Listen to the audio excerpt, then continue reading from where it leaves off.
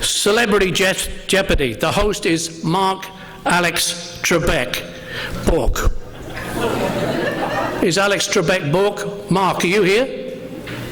Right here. Would you... Now, Mark is going to introduce the Celebrity Jeopardies, but just to let you know, he came to me at the start of the evening and confessed that he had never played Trivia Pursuit and asked for an example of the type of questions that might be asked. Well, I said, you might get something like, Captain Cook made 3 trips around the world and died during one of them. Which one? Mark thought for a minute and asked, would you have another example? I wasn't very good at history. Ladies and gentlemen, Mark Alex Trebek Bourque. Over to you, Mark.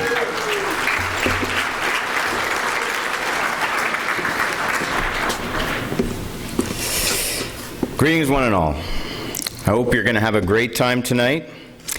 And while we're roasting our Queen of Trivia, Connie Johnston, as you mentioned, my name is Marc Bourque. I'm the current past president of Russell Lions Club.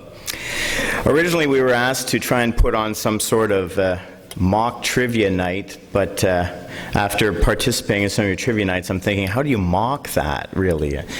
So we decided we'd try something a little different, and on a smaller scale. So we thought we'd recruit some of the local B and C list celebrities of Russell, you know, like politicians and such. And that's how the idea of this came about. So we handpicked a motley crew of celebrity contestants, and we're going to test their trivia knowledge under the watchful eye of our Queen of Trivia, Connie. So without delaying any further, let us meet some of these Celebrity Jeopardy contestants. Our first contestant was born in Ottawa, so he's not from around here. And he lived for several years in Vanier, you know, that upper-class neighborhood. Something you may not know about this fellow is that he was the geeky sort of guy, you know, with ambitions of greatness.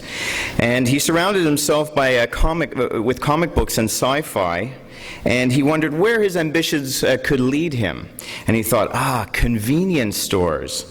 Because where else can you buy hockey cards, comic books, and bubble gum without the ever-scrutinizing eye of the public?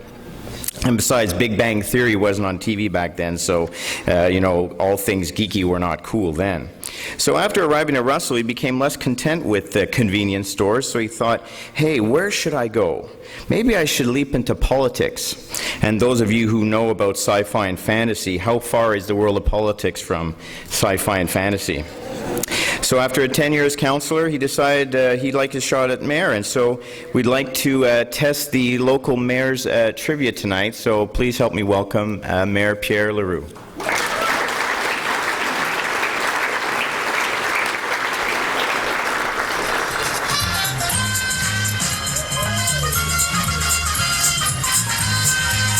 Come on down.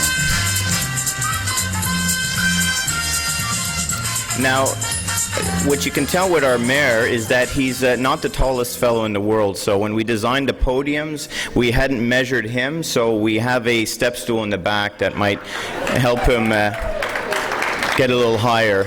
His own little personal soapbox, he should be used to it.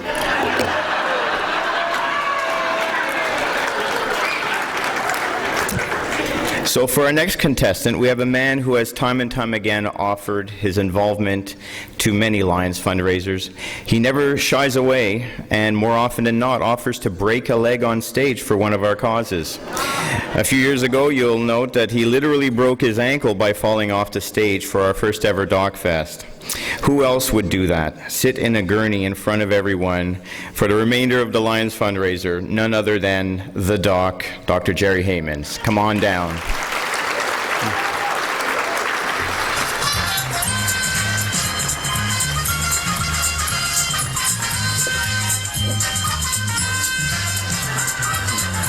Stay away from the stage. Now, one thing that's often been talked about is whether or not the doc had actually hurt his heel or if it was staged, and I'm here to confirm once and for all that it was a total hoax. Our next celebrity contestant has a burning desire to show us what he's got by extinguishing his competition. If you see a green flashing light in your rearview mirror, you'll probably be pulling over to let this fellow go by. He's a North Russell boy who has participated in the Russell Fair's celebrity milking contest, so he's already got that celebrity moniker. Please welcome the Chief Bruce Armstrong.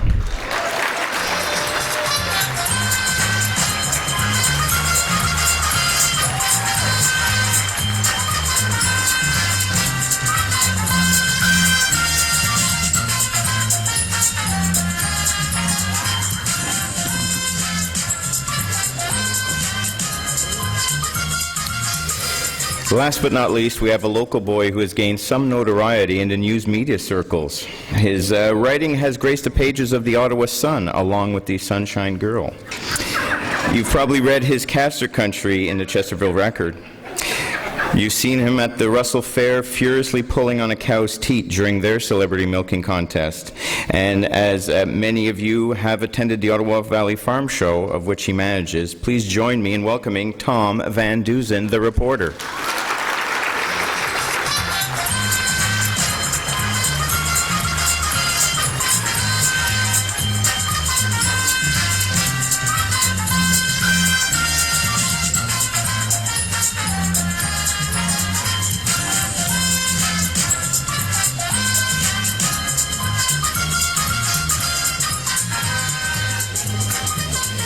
So there you are, our 4 celebrities for our Celebrity Jeopardy. Please give them a round of applause. They're very brave.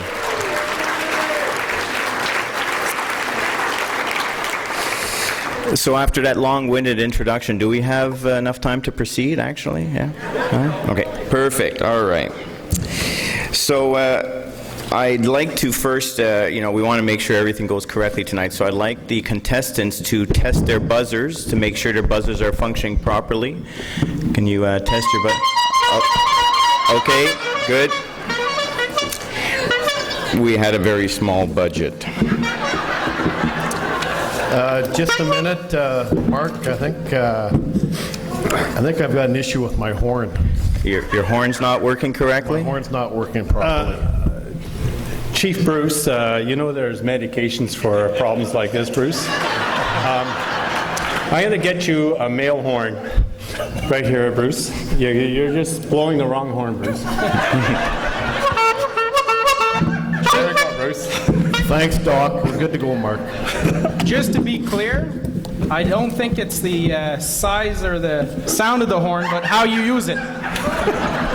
Well, let's hope you use them correctly tonight, contestants. So it sounds like your buzzers are working correctly. In the event that I can't tell who buzzed in first, I will pick who I think buzzed in first. So just so you know, I mean, we all know that they're kind of A and B list celebrities, but not all A and B, C, should I go down to the alpha? C-list celebrities know a whole lot about trivia, so we're not going to be asking any questions that are going to be way too tough for them, stuff like, like when Albert Einstein was born, for example.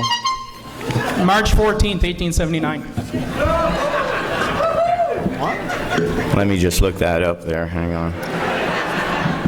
I think Einstein was born in Wunenberg.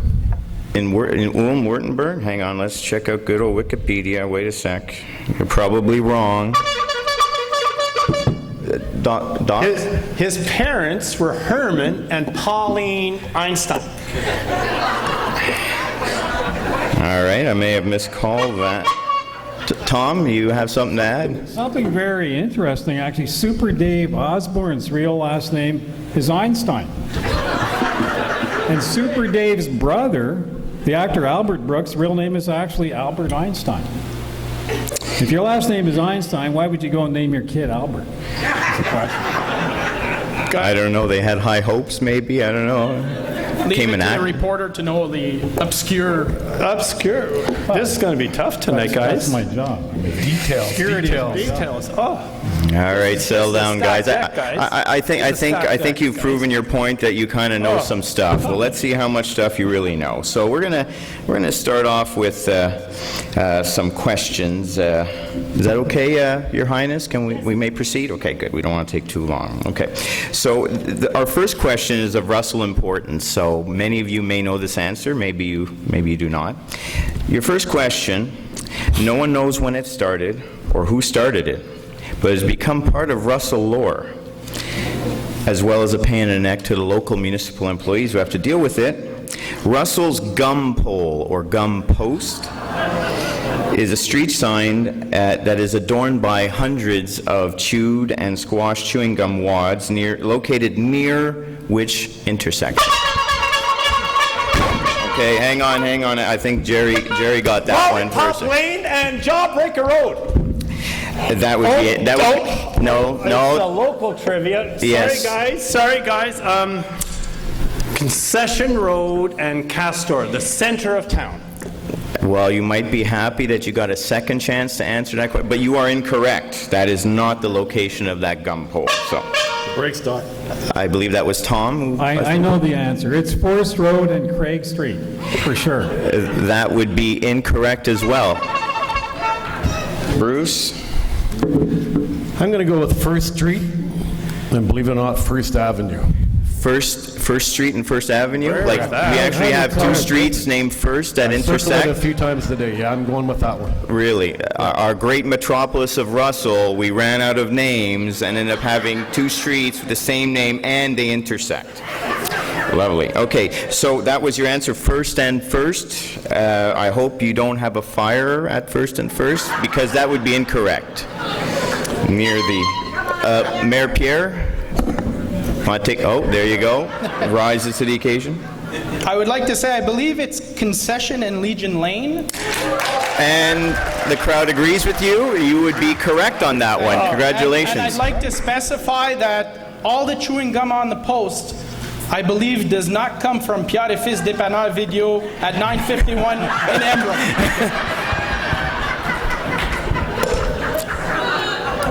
Well, But perhaps we should start a committee at the municipal level to investigate this. I think I have two councillors here today, Councillor Saucier and Brisson. I'd like to nominate you to chair these committees. Great idea. I'll do a story on it, too. That's great.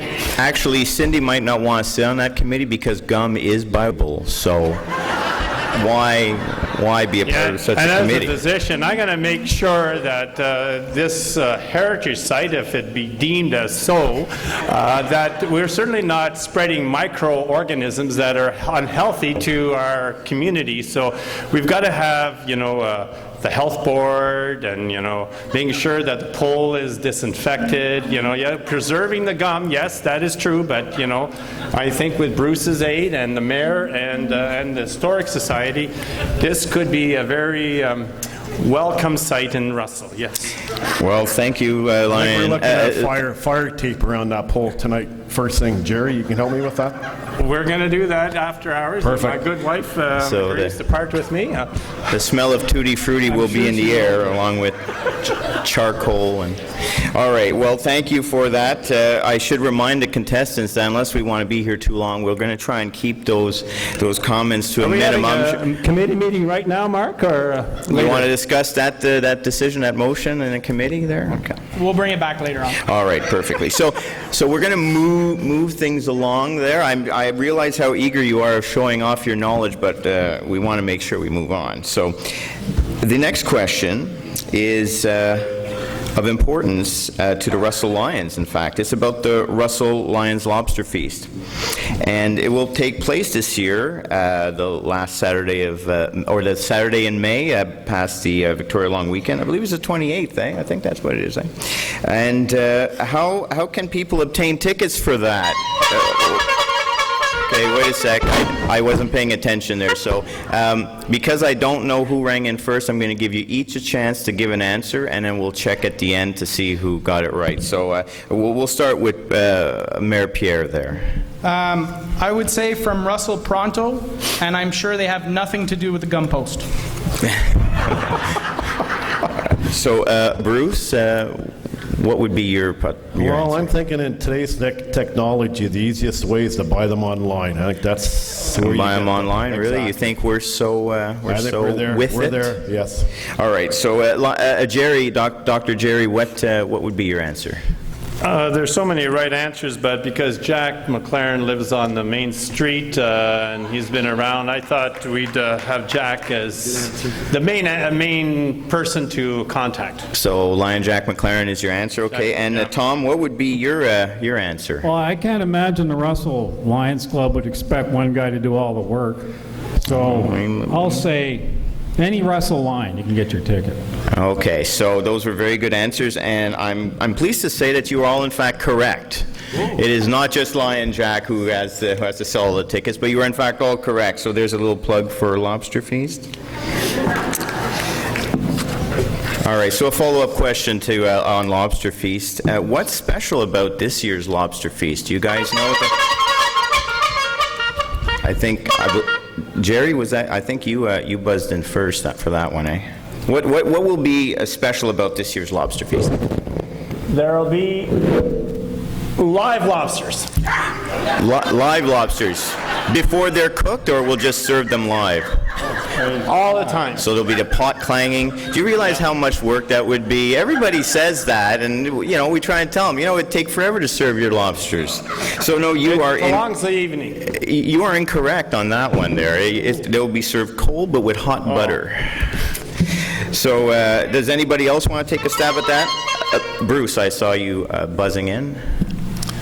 Well, I'm thinking this is going to be the year that Lion Bruce Wozy is going to bring a totally different hat to this with a lobster on it. As opposed to his this is weird the year. Coolio lobster Exactly. hat that he wears? Yeah, this is the year. No, unfortunately, even though it would be special for him to wear something different on his head, no, he will not. That will not be what's special about this year's Lobster Fest. Mayor Pierre. I'll have to say there's going to be a Queen of the Lobster Fest. Interesting answer. Do you have any suggestions who could be a queen Well, of? let's give it to Connie right now. I mean, Yeah, right here, Queen.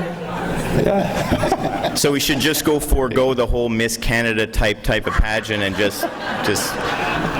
You mentioned hot butter. We could lather her up. Well, there you go.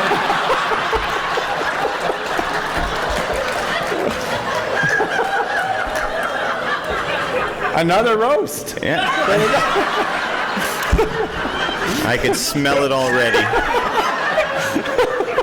Well, though your answer is totally incorrect, we will take that into consideration, I think, our committee. We'll look at that. Connie, get ready.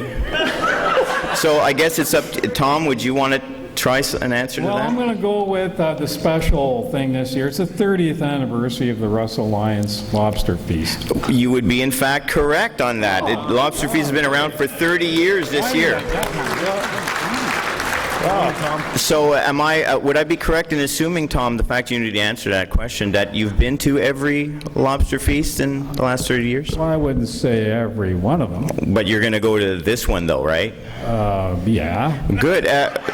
Lion Jack, do you have any tickets? Let's sell them right now. Let's get them on. Wait a minute. Wait, I'm a reporter. I get a free ticket. Tommy, don't be so darn Dutch, Tommy. It's just you, Tommy. Come on.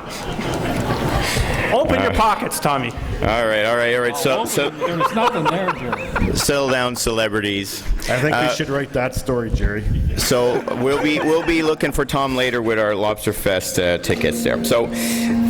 So moving on to our next question, which also is related to Lions Club. A very interesting thing about our club is that we have the great distinction of having more than one Lion Peter. We don't have one Lion Peter or two. I think we're up to 5 Lion Peters in our club. But that's really not the real distinction. 2 of our Lion Peters are from England, so they speak with a British accent. So which 2 Lion Peters in the Russell Lions Club would you say, you should give their last names. So what are the last names of the 2 Lion Peters in our club?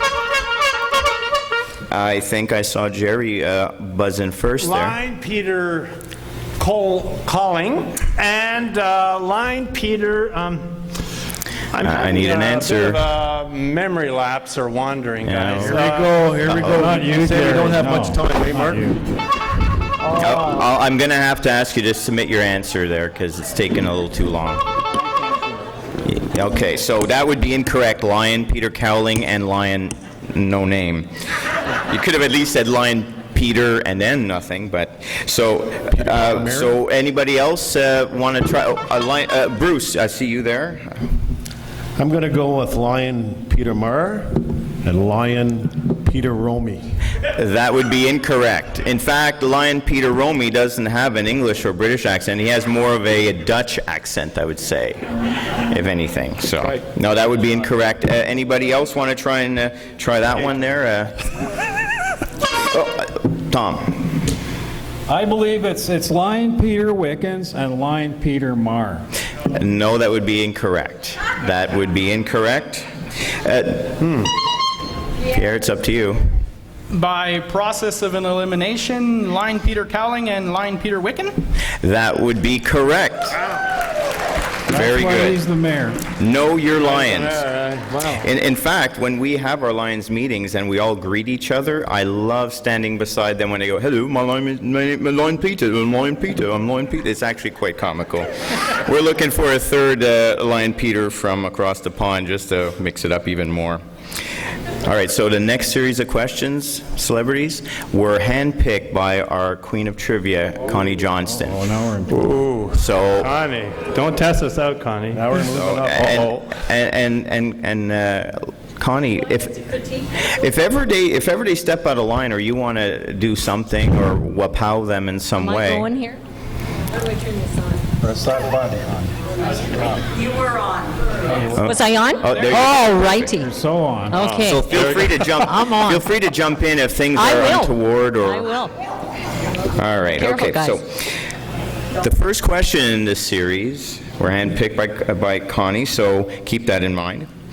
Psychologists say that men who wear these while having sex are insecure. What is it? Mayor Pierre, you think you know what makes men feel insecure when wearing these? Well, growing up in Vanier, these don't make me insecure, but I could understand why some men would be. I'd have to say handcuffs. That doesn't make you feel insecure? Well, as impressed as I am, I would have to say that answer is wrong. It is not handcuffs. Was he ever in handcuffs, guys? Was he ever in handcuffs? So anybody else want to take a crack? Oh, Tom? Well, I know what makes me insecure. There's an example here tonight. The Queen is wearing them. Feather boas. Really? All those feathers flying around. It's just, You do know that to know that you'd be insecure wearing just that, you would have had to have at one point worn just that? no. And so that made you feel insecure? Well, I never tried it. Well, get back on that horse, but you are wrong. That is incorrect. It is not a feather boa. Bruce. I'm going to go with rubber boots. Oh, rubber boots. Good answer, good answer. Hi, rubber dude. What brought that through? Well, I could see where there could be a little bit of insecurity, but in our line of business, you have to adapt, and I really think, the rubber boot thing probably might work. Hey, you'd be ready if ever they call you with a fire. That's what I mean. It's called got it all right about there. adapting. Hey, Jerry? I think that's a good answer. You never know when things are going to get wet. My answer's starting to look pretty good. Well, as brave as you are with that answer, it's unfortunate, but it's incorrect. You are not correct on that. I guess it falls to Gerry. Gerry, are you going to try and field this one here? What makes you feel insecure? when you're having sex? What do you- Well, as alluded to by Connie and you, Mark, leg casts. Oh, leg casts. That made me very insecure, and it. But I was very fortunate. I had an air cast, and at the time of need, I was able to take it off at the appropriate time. But I do appreciate what Bruce has said. When you have one boot on and one boot off, committing yourself to the service of community. Bruce, my heart goes to you, and as well. I would not be your boot. You adapted, Bruce. So you're saying he's I got have a pair of boots for you. I have a pair of boots. big boots to fill. Not tonight, Bruce. I'm not wearing any cast Big rubber boots. boots to fill. Well, thank you for that candid answer, Dr. Gerry. Unfortunately, I can't get the mental image of you in the boudoir wearing just that air cast. I know, I was going to say the same thing, Mark. Though I can see you with rubber boots, though, actually. So, Yeah, these are all visuals, guys, that I'm going to have a really hard time with forever. Every time I see you, I'm going to picture, like, the boa, the rubber boots, chicka chicka wow wow. handcuffs. So, unfortunately, What's the right answer? it is you are incorrect. The right answer is socks. You know what makes Socks. Yeah. Socks. By a show of hands, how many men in this I room sometimes like sleep wearing with my socks socks while on. having sex? Almost little See, none. I Where did they fall get- asleep with my socks on. I'm not an idiot. Well, sleeping. I mean, That's would in you your consider that office. sex? I don't know. All right. These are Connie's questions, by the way. All right. Moving on. The next question. Okay. All of the farmers here tonight should be very happy that Benjamin Holt invented this. Pierre? Well, I'd have to say from my vast farming experience growing up in Vanier, but more from the political life I've lived the last few years, I'd have to say the manure spreader. Leave it to a politician to bring up the device that moves excrement around. That's a good answer. Wow. That would be that's incorrect, by the way. Just Bruce. Well, I'm going to take my answer and kind of combine it with the mayor's, because you're going to have to use this to get rid of that manure. It's the plow. The plow. I'm going to go with the plow. A very worthwhile guess, but also wrong. Also wrong. Tom. I'm going to try hay baler. I'm not sure what else to come up with. So hay baler. And you are wrong on that as well. So I guess, Gerry, you're our last hope here. Henry Stahl. Henry, where are you? Henry, I'm going to say a tractor, Henry. What do you think?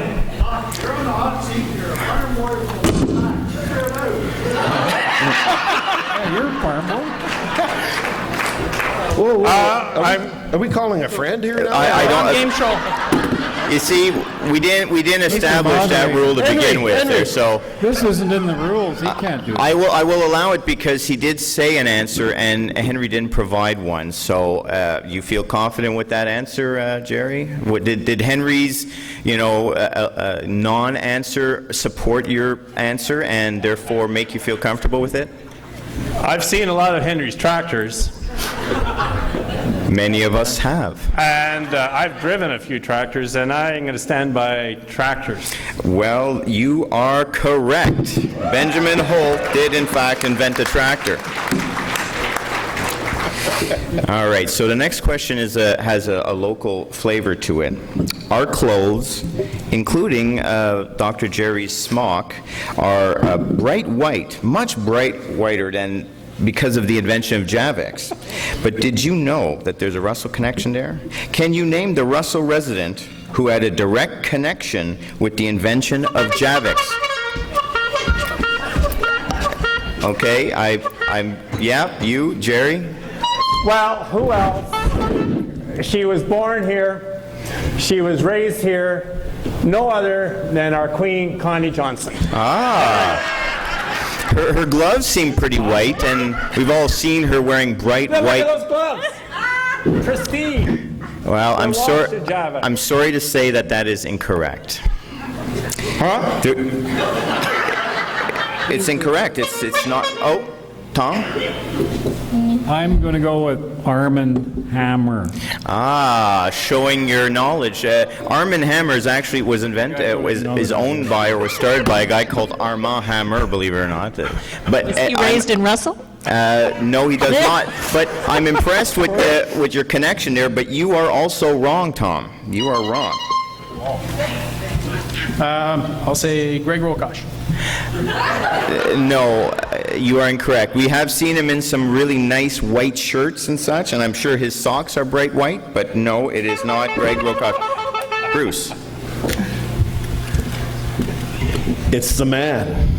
And that man's name is Ted Morrison. Ted Morrison of Canada Electric. Yes. Is that your final answer? Ted's the man. That's my You are final answer. correct, in fact. Ted Morrison's grandmother's sister, how's that for a connection, was married to James Lawler, who invented Savage Water. There was truth in advertising back then, or as we know it today, Javex. And he invented in the shed behind his house on Patterson Avenue. Unfortunately, he died from breathing problems from breathing too many chlorine fumes, so sad end to that. But a local connection nonetheless. So similar to that last question, not only does Russell have a connection with Javex, but we also, I don't know if you remember during the 1980s, 90s, there was a cartoon titled The Raccoons. And you must, hang on, wait a second. Name the Rustler who directed this cartoon. Wait till I'm done saying the question.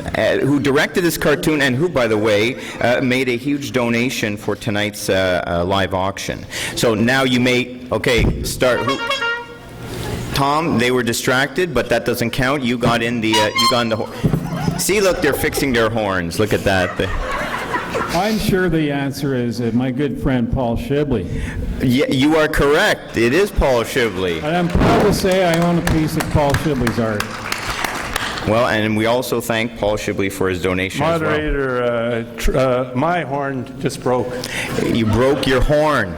So you break your heel, then you break your You know, horn. like a good buddy, he helped me. He gave me his horn. Did he replace the rubber on the horn and make it work again? Master of rubber. Really not good. Doc's got a good horn now.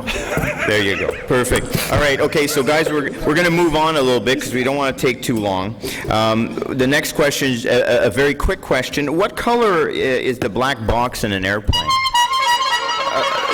Gerry? It's black. It's obvious. Black. You're wrong. It is not black.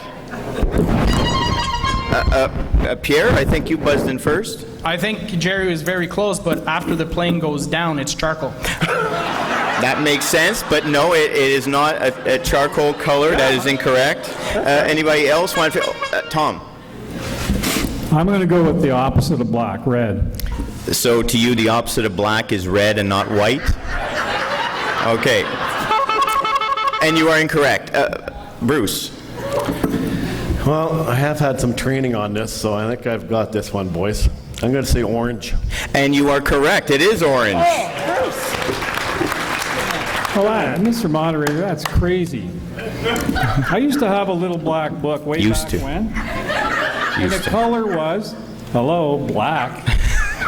That's why it's called the black book. So if it's an orange box, why don't they call it the orange box? That'll be for another night, I guess. We're not done. All right. Mr. Mayor, can we have a committee on that? Yeah, we can strike up the committee, most definitely. Yeah. Okay, Color code things moving right, on. Mayor. Celebrities, let's keep it down. Let's move on. All right, so the next question, again, I need to remind folks that these were handpicked by Connie herself. What part of a man can increase tenfold in size when he's excited? Why are you saying it like that? It's just because I wanted to make sure I read the question correctly, so I got close. I think Tom will take it. So, what, no buzzing in? Look at oh, look, no, none of them want to take that one.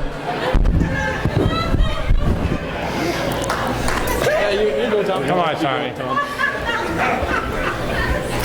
Well, there's only one possible answer. It's the, The what? You know. You know? Yeah. Tommy, I know. What, like... The ding-a-ling. I leave it to the the dog ding-a-ling. to be equipped with a bell at just the right time. So you mean like the Chuck Berry, my little thing. Okay. Yeah. Well, that is incorrect. It is not. What? It is not. I'm telling you. So the question again is, what part of a man can increase in size tenfold when he is excited?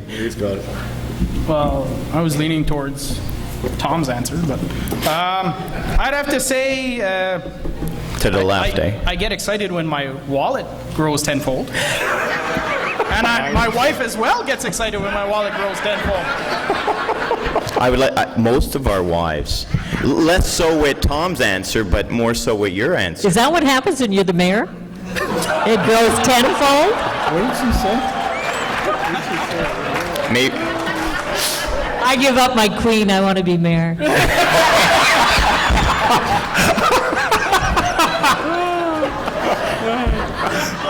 All right, before this deteriorates too much. I plead the fifth. You are incorrect, sir. You are incorrect. Anybody else want to take a stab at this? Oh, There's a squeak. Bruce? Well, I was going for Tom, but let's go with the heart. I think it's the heart. Oh, the heart. I think it's the heart that grows, right? Oh, look at I'm that. going to go with the heart. Look at that rubber and heart. Bruce, you're romantic, is that? You are incorrect. It is not the heart. Tenfold. Cheers, Jerry. What part of a man can increase tenfold in size when excited? Dr. Gerry.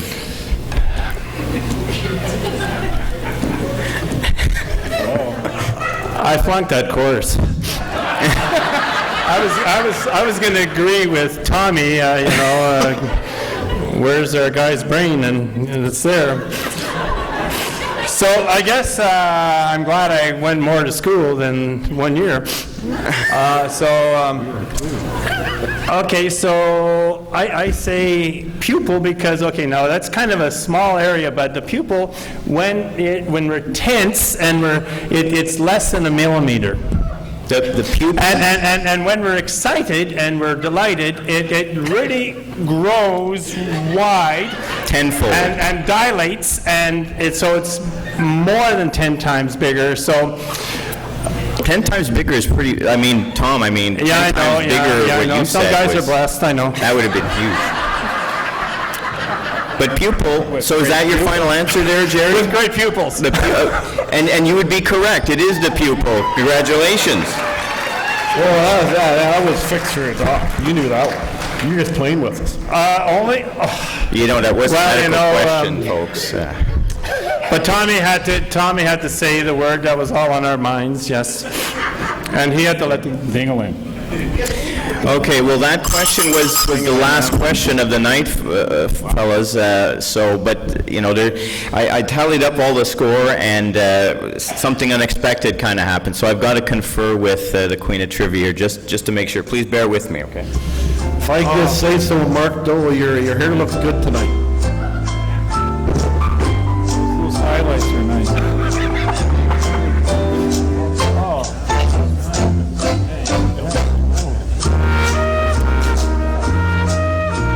All right, so it's because we had a four-way tie. I just have one question before this ends. Shoot. If we're the B and C teams, who's the A team? Well, it's the Russell Lions Club, of course, don't you know? So when we first started this, I offered to buy a drink to the winner. That was the big prize, but now it's a four-way tie. Connie, do I have to buy each of these guys I a think drink? you better. All right. Alec, yeah. Well, I will do it. So So thank me, guys, as you drink. to conclude, Thank you, I'd like Queen to Connie. thank our celebrity contestants there for the fun that they provided us tonight. So Mayor Pierre, Chief Bruce, Dr. Gerry, and reporter journalist Tom. Thank you very much for being such good sports. Tom? Do you want to borrow my bowl? Maybe a little later. So just at the end, I don't know if you Do you have guys, a pair of socks with that, Tom? not rubber ones, I hope. So I don't know if you guys have ever seen Ellen DeGeneres and how she does selfies with crowds in the back. So we're going to pull our celebrities over here with Connie, and we're going to take a picture showing all you folks in the background. So if you guys want to stand up and cheer and do whatever you can do to get your attention, and we're going to snap a little shot here.